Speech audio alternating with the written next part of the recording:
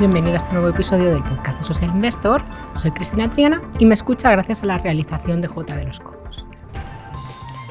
Si siguen los mercados, saben perfectamente que este 2022 es un año como poco de esos complicados para gestionar renta fija, la verdad, porque están con un entorno como el que hemos visto de Ucrania, inflaciones galopantes, cambio en el ritmo de los bancos centrales. La verdad es que el mundo de la renta fija quizás ha sido un challenge todavía más grande que la renta variable, pero eso no quiere decir que las gestoras estén frenadas y de hecho siguen surgiendo productos de renta fija y además sostenible que es la que nos ocupa a nosotros en Social Investor. Y concretamente Pictet AM ha lanzado hace muy poquito el Pictet Global Climate Government Bond, que es un producto de deuda sostenible especializada en deuda pública y que además es artículo 9. Y tenemos la suerte no solo de tener a uno de sus cogestores. Bienvenido, Andrés Sánchez Balcázar, ¿cómo estás? Hola, buenas tardes, Cristina. Muy bien, muchas gracias. Contento de estar aquí con ustedes. Andrés no solo es cogestor de este fondo, sino que es que además es el director de deuda global de Pictet AM, así que es una enorme oportunidad para poderte preguntar por todo este entorno, no solo por la deuda sostenible, sino por todo el entorno de la renta fija, que la verdad es que nos está dando casi más quebraderos de cabeza a muchos inversores que la bolsa en este momento. Y lo primero es, pero ¿por qué lanzáis justo este producto ahora, en medio de esta turbulencia, en medio de este mercado?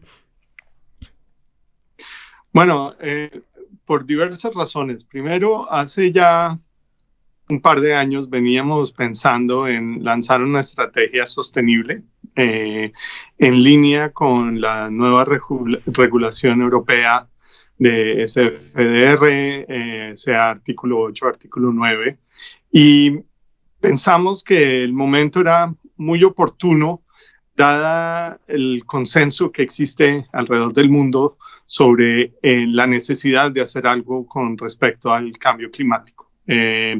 Desde los tratados de París hasta las últimas reuniones en Glasgow, cada vez hay un consenso más grande que hay que hacer algo, que hay que tomar parte activa en frenar el cambio climático, y eso requiere acción de todas las partes, ¿no? De los ciudadanos, de los gobiernos, pero también del sector financiero. Y entonces nosotros pensamos que es uno de los problemas globales más apremiantes y pues que el momento era ya o nunca en términos de lanzar un producto que estuviera más alineado con esta necesidad. El segundo punto es, pues nuestros clientes desde hace ya un buen tiempo venían pidiendo estrategias más alineadas con objetivos sostenibles y pues qué mejor que ahora que el nivel de tasas ya está un poco más interesante para los inversionistas para lanzar un producto que combinara los dos intereses, ¿no? Tener un retorno interesante para la inversión al mismo tiempo, presionar un poco a los gobiernos para que ejecuten políticas en línea con la reducción de emisiones de dióxido de carbono en la atmósfera. ¿Qué activos vais a adquirir? ¿Adquirir bonos verdes, bonos sostenibles? ¿También os planteáis emisiones de bonos azules, o sea, de deuda azul, que también está surgiendo ahora con fuerza? Bueno, primero que todo, es un fondo de deuda soberana, ya sea desarrollada o emergente. Pensamos claramente que un fondo de deuda soberana sostenible tiene que incluir mercados emergentes, porque no hay transición energética, no va a haber transición energética ni reducción significativa de las emisiones de dióxido de carbono en la atmósfera si no participan los mercados emergentes. Ese es el primer punto. El segundo punto, en términos de deuda, el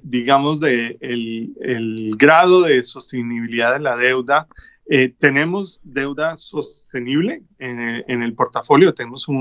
Estamos apuntándole a un mínimo de 20% de la cartera en deuda sostenible. En el momento tenemos alrededor de 30%. pero nos estamos focalizando sobre todo es en la deuda de los países que sobre los últimos 4 años han reducido primero que todo sus emisiones de dióxido de carbono en la atmósfera y que han hecho esta reducción mejorando la eficiencia energética en sus respectivos países. O sea, hay 2 condiciones principales. Entonces, nosotros no solo nos estamos focalizando en la deuda sostenible, eso es un mercado que está creciendo, pero que todavía se mantiene una proporción muy baja del mercado total y por lo tanto estamos invirtiendo en deuda normal o tradicional de la deuda soberana, pero focalizada únicamente en los países que han hecho esfuerzos para reducir sus emisiones y para aumentar su eficiencia energética. O sea, que vuestra cartera también va a ser una buena forma de seguirle la pista a los cumplidores, ¿no? En temática de medioambiental. Es exactamente. Uno de las planteabas tener emergentes en cartera y quizás uno de los temas, ¿no?, que se ha debatido más en los últimos meses es si era lógico, por ejemplo, que Rusia estuviera en carteras sostenibles, de fondos ESG.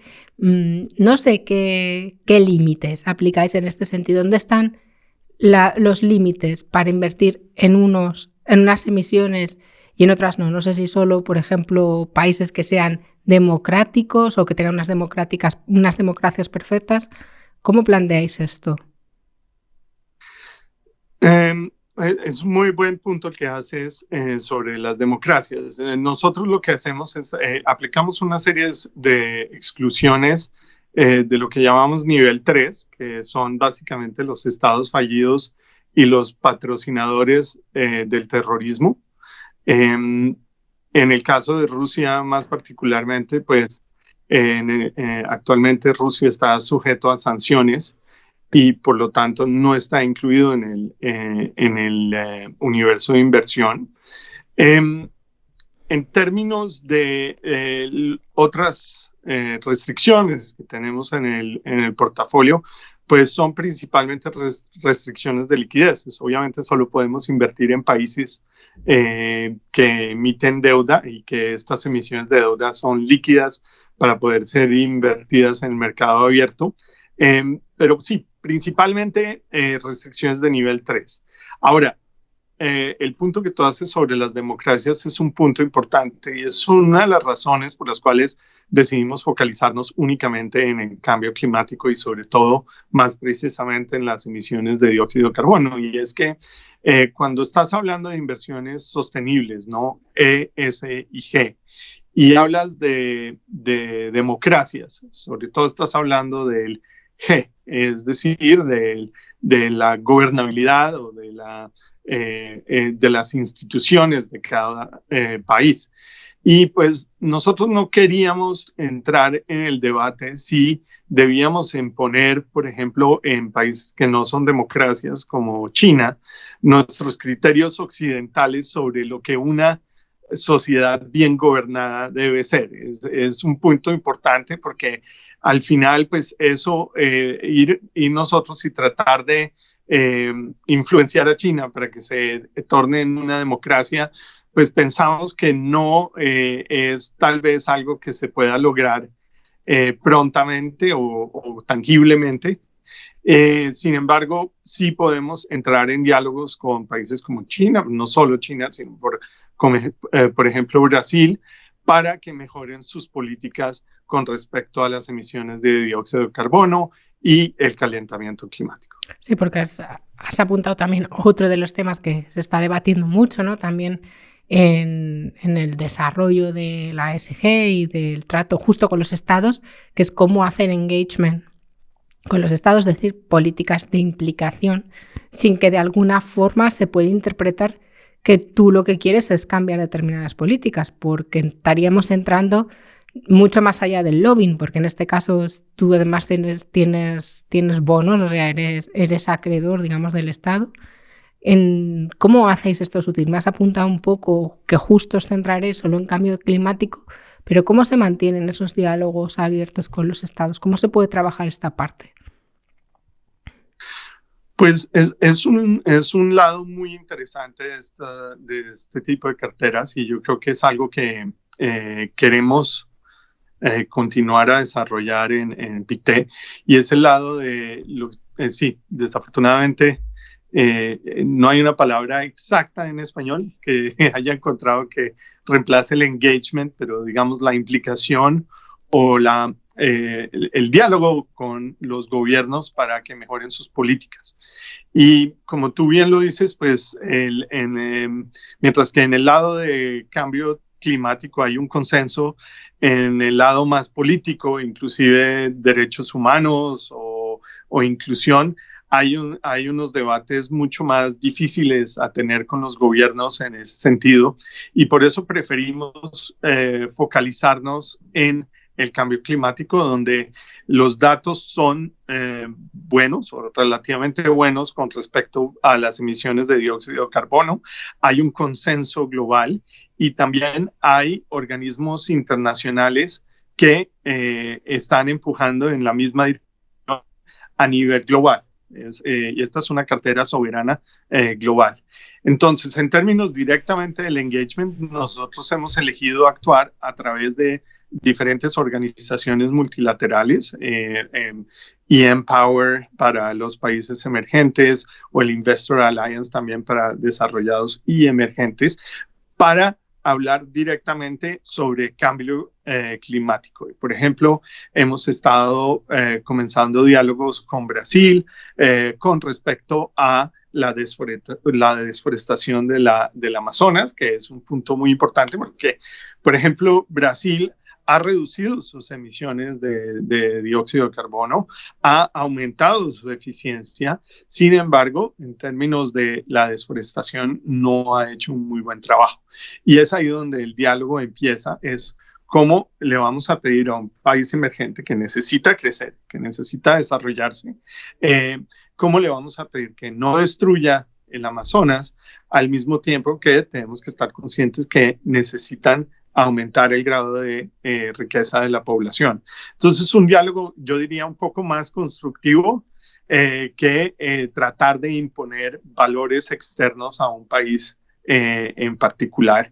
Y pues, en ese sentido, no agregar nuestro granito de arena con este engagement.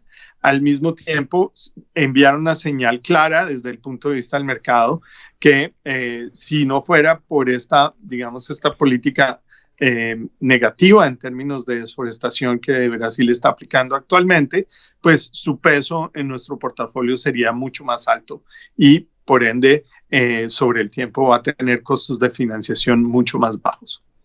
Pues tendremos un poco que esperar a que madure también todo esto para poder ver esos engagements sociales también en otro tipo de fondos, porque es cierto que es una línea un poco complicada que se está debatiendo ahora. Quizás cuando exista regulación o normativa explícita en temas sociales, pues ayude un poco también, ¿no?, a marcar unas pautas a este respecto.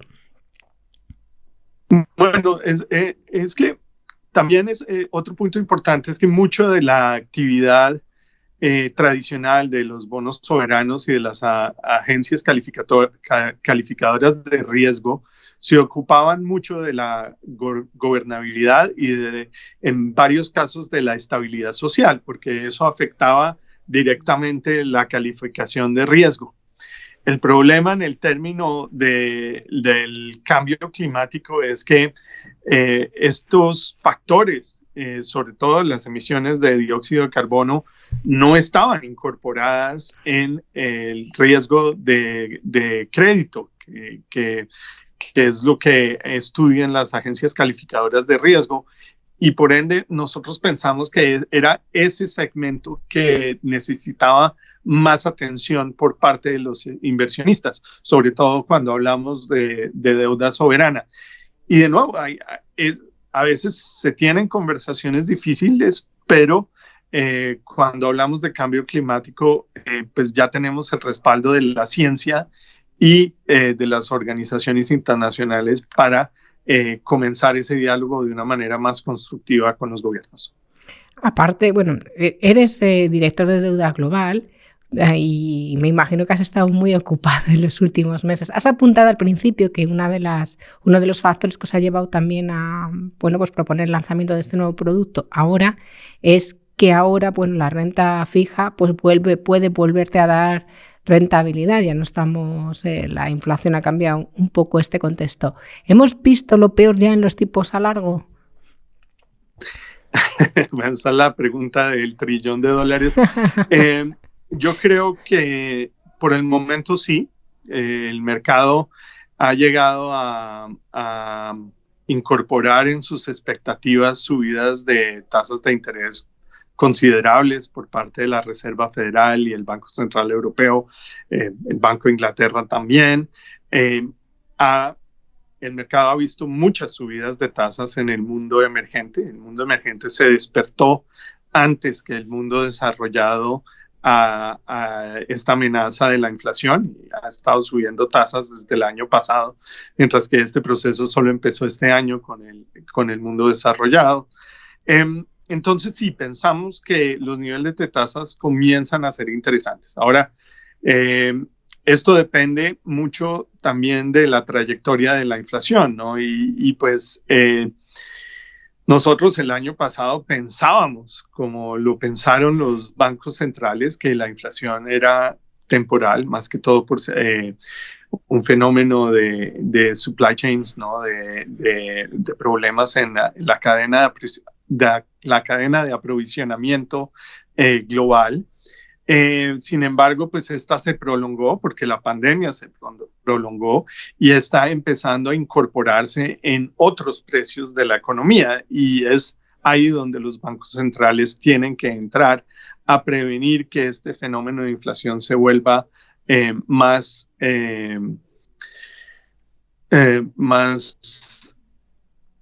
que abarque más sectores de la economía, ¿no? Entonces, pensamos que lo que están haciendo los bancos centrales es correcto.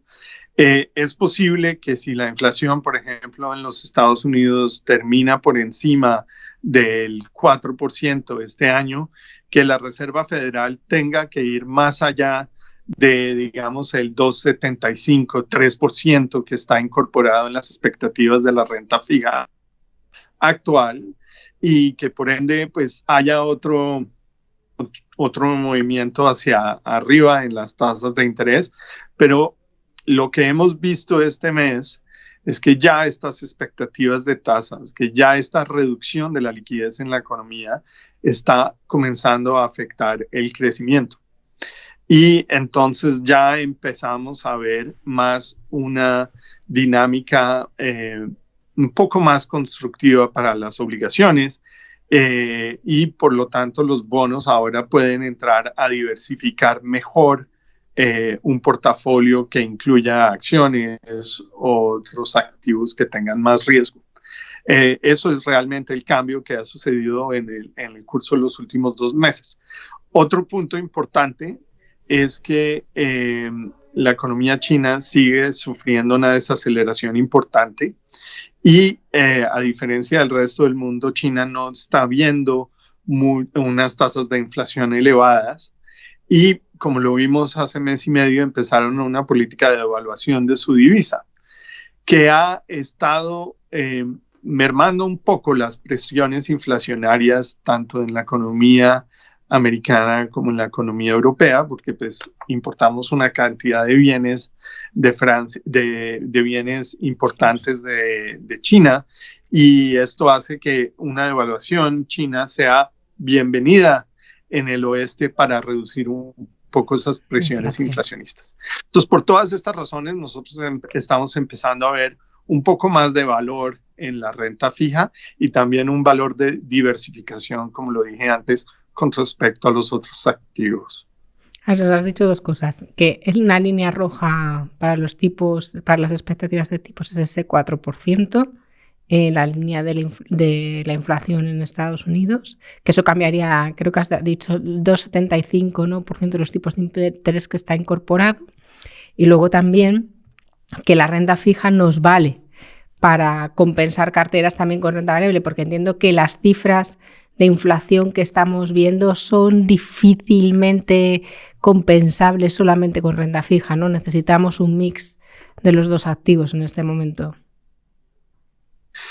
Sí, digamos que la historia de la subida de tasas de este año se puede dividir en dos. Al principio del año, en los primeros 3 meses del año, pues tuvimos, como tú lo dijiste al principio de la entrevista, un cambio de actitud marcado por parte de los bancos centrales. Digamos que era el final del gradualismo que vimos desde la crisis global financiera, ¿no? Donde la preocupación principal de los bancos centrales era evitar la deflación.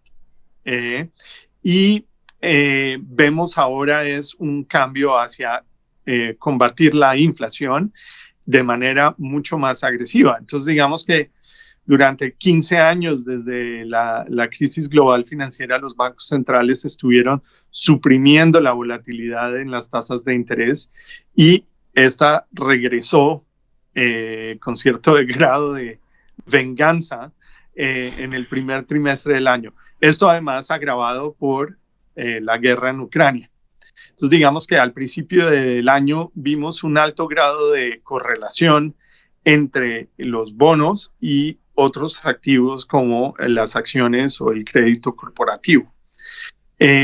Ahora, desde la devaluación china en abril, lo que hemos visto es que esta correlación está cambiando un poco y ya hay más inversionistas que se preocupan por la desaceleración de la economía y el efecto que estas subidas de tasas vaya a tener en la economía.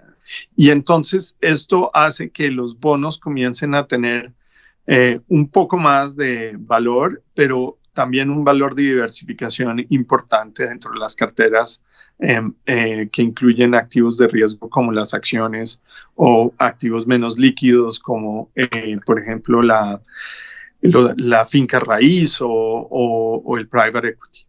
Entonces es ahí donde nosotros pensamos que en términos del momento de comenzar a invertir en bonos, tal vez sea más interesante ahora. ¿Qué duraciones serían las más recomendables ahora? La duración, sí, los plazos de deuda. ¿Qué plazos pueden ser los más atractivos para estar? Actualmente en la curva americana nos estamos focalizando sobre la deuda corta, sobre todo la deuda de 2 a 4 años. Pensamos que todavía entre 5 y 10 años hay un poco de riesgo que el ciclo de subida de tasas de interés se prolongue más que el famoso 2,75 o 3% del que estamos hablando hace un momento. Pero la deuda de 2 años ya incorpora un poco lo máximo que la Reserva Federal puede lograr en el corto plazo y por ende, si hay una desaceleración más marcada de la economía, es posible que la Reserva Federal no haga tanto como lo espera el mercado y por lo tanto vemos valor en esa parte de la curva. En el caso europeo es un poco diferente porque el Banco Central Europeo hasta ahora está empezando a mostrar sus cualidades antiinflacionarias, digámoslo así, y por lo tanto pensamos que puede haber más sorpresas de corto plazo en la parte corta de la curva y por lo tanto en Europa nos estamos focalizando más en la deuda de 10 y 30 años que sobre la deuda corta. Esto mantiene una proporción de cash mucho más importante para compensar la duración, ¿no? Entonces es importante que en Europa lo que nos estamos focalizando es que la curva se tiene que aplanar más, ¿no? Los tipos de interés cortos subir más con respecto a los largos, pero pensamos que a largo plazo en Europa, dado todos los choques que la economía europea ha sufrido, las perspectivas de crecimiento y de inflación podrían ser mucho más bajas. Y es por eso que nos estamos focalizando sobre la deuda más larga en Europa. Hay otros mercados, como el mercado británico, en el que pensamos que el Banco Central está tal vez tomando demasiados riesgos con la inflación y estaríamos dispuestos a estar cortos en duración en ese mercado en particular, porque pensamos que el Banco Central tal vez no tiene la buena actitud para pelear con una inflación que ahora está alrededor del 9%. En China, sin embargo, como te había comentado, no hay una fuerte inflación y además de esto hay restricciones muy fuertes a la población en razón del COVID, pero además una crisis de finca raíz importante y mantenemos un buen grado de duración larga, sobre todo en maturities de 5 y 10 años, porque pensamos que el Banco Central en China va a continuar cortando las tasas y proveyendo estímulo a la economía. Pues veo que estamos en un momento de mucha gestión activa en renta fija y además que muy diferencial dependiendo de cada entorno. Es un momento muy importante para la renta fija, es un momento muy interesante para los inversionistas globales, porque finalmente hay diferentes actitudes frente a la inflación, frente al crecimiento por parte de los diferentes bancos centrales y por parte de los diferentes gobiernos, lo cual ofrece muchas oportunidades de invertir de manera diversificada en los mercados de bonos globales. Pues Andrés, muchísimas gracias. Nos vamos a quedar con ese mensaje que pasado, digamos, las turbulencias de la primera parte del año, ahora hay oportunidades en renta fija, saberlas buscar y diferentes además por los mercados. Muchísimas gracias por estar con nosotros en este episodio del podcast. Muchísimas gracias a ti, gracias por la invitación y un saludo a todos. Y a usted, pues también, muchísimas gracias por estar ahí con nosotros de nuevo en este nuevo episodio del podcast de Social Investor. Les espero en la siguiente. Que tenga buen día, una buena tarde, una buena madrugada. Hasta pronto.